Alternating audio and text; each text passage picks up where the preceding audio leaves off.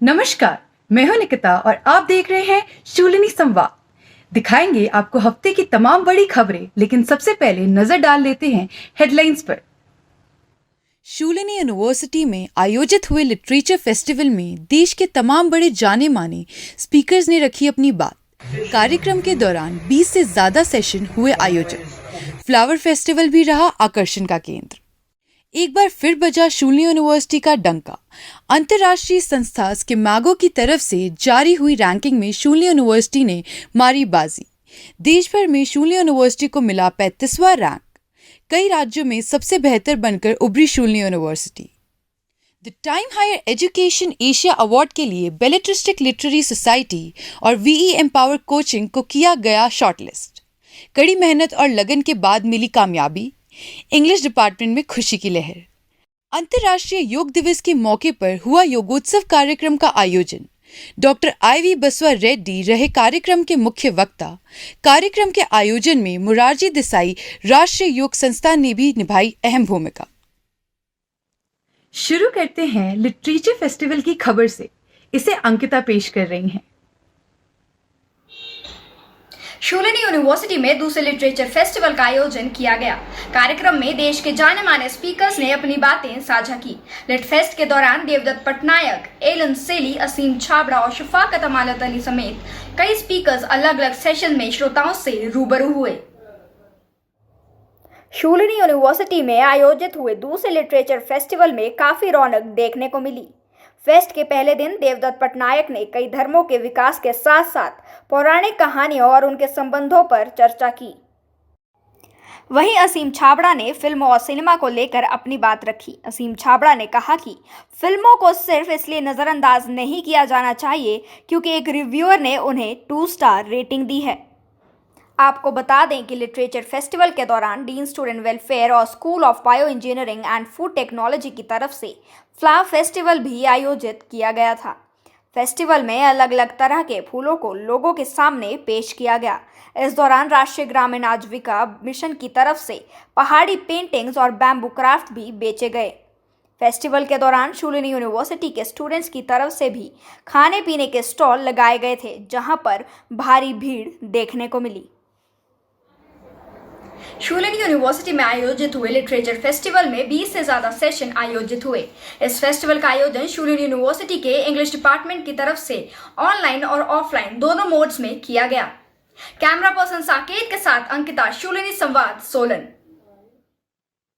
Shoolini university ने एक और बड़ी कामयाबी हासिल की है। अंतर्राष्ट्रीय संस्था स्कीमागो ने शूलिनी यूनिवर्सिटी को देश में 35वां और दुनिया भर में 514वां रैंक दिया है। आइए दिखाते हैं आपको पूरी खबर।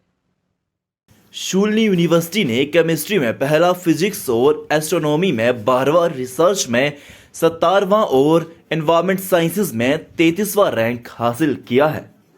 अंतर्राष्ट्रीय संस्था स्कीमागो वर्ल्ड रैंकिंग ने शूलिनी यूनिवर्सिटी को इंडिया में 35वां और इंटरनेशनल लेवल पर 514वां रैंक से नवाजा है। पिछले साल शूलिनी यूनिवर्सिटी को भारत में 37वां और दुनिया भर में 545वां रैंक मिला। इतना ही नहीं, शूलिनी यूनिवर्सिटी को पंजाब, हरियाणा, हिमाचल प्रदेश, जम्मू और कश्मीर में नंबर 1 प्राइवेट यूनिवर्सिटी के तौर पर भी दर्जा दिया गया है। स्कीमागो वर्ल्ड रैंकिंग की तरफ से जारी की गई रैंकिंग्स को इसलिए भी विश्वसनीय माना जाता है क्योंकि विशेषज्ञ अंतर्राष्ट्रीय डेटाबेस के आधार पर यूनिवर्सिटीज और वैज्ञानिक संगठनों का मूल्यांकन करते हैं। ये रैंकिंग इसे देश की बेहतरीन यूनिवर्सिटीज में से एक बनाने के लिए की गई कड़ी मेहनत को दर्शाती है। इस शानदार कामयाबी के अवसर पर चांसलर प्रोफेसर PK खोसला और vice chancellor professor Abdul Khosla ने शूलिनी यूनिवर्सिटी की पूरी टीम को बधाई दी है। कैमरा पर्सन प्रेम भट्टी के साथ रोहित, शूलिनी संवाद, सोलन। शूलिनी यूनिवर्सिटी को लगातार मिलती जा रही कामयाबी वाकई एक खुशखबरी है। चलिए अब आपको एक और अच्छी खबर से रूबरू करवाते हैं। The Times Higher Education Asia award के लिए शूलिनी यूनिवर्सिटी के इंग्लिश डिपार्टमेंट की बेलेट्रिस्टिक लिटरेरी सोसाइटी और वीई एम्पावर कोचिंग को शॉर्टलिस्ट किया गया है, जिसके बाद इंग्लिश डिपार्टमेंट में खुशी की लहर है। The Time Higher Education Asia award के लिए इंग्लिश डिपार्टमेंट की बेलेट्रिस्टिक लिटरेरी सोसाइटी और वी एम्पावर कोचिंग को शॉर्टलिस्ट किया गया। बेलेट्रिस्टिक टीम की तरफ से 75 से ज्यादा सत्र और वी एम्पावर टीम की तरफ से 2000 से ज्यादा घंटों के लिए करीब 1800 कोचिंग सत्र आयोजित किए गए।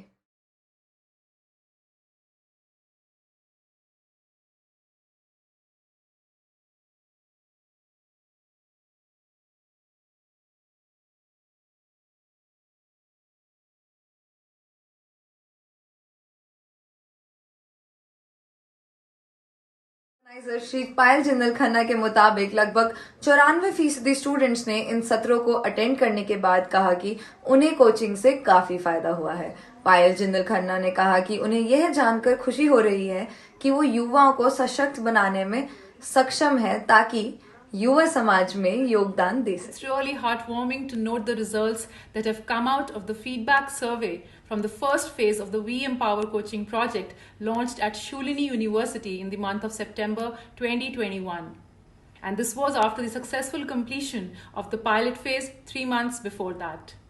100 International Coaching Federation coaches partnered with 300 students at the campus to coach them on various aspects of their lives. 94% of these students said that they have found value in coaching and were able to report progress. Time Higher Education Asia award के लिए Belletristic Literary Society के short list होने के बाद school of liberal arts की doctor Purnima Bali ने कहा कि दर्शकों ने बेलेट्रिस्टिक सेशन को अकादमिक रूप से अच्छा पाया और सोसाइटी के शॉर्टलिस्ट होने के बाद वो काफी गवर्नेत महसूस कर रही हैं। कैमरामैन साकेत के साथ नंदिनी, शूलिनी संवाद। बढ़ते हैं आगे। शूलिनी यूनिवर्सिटी के योगा स्कूल की तरफ से अंतर्राष्ट्रीय योग दिवस के मौके पर योगोत्सव कार्यक्रम का आयोजन किया। क्या कुछ खास रहा इस कार्यक्रम में, आइए बताते हैं आपको। शूलिनी यूनिवर्सिटी के स्कूल ऑफ एशियन विजडम और योगा स्टडीज़ की तरफ से कैंपस में अंतर्राष्ट्रीय योग दिवस के मौके पर खास कार्यक्रम योगोत्सव का आयोजन किया गया।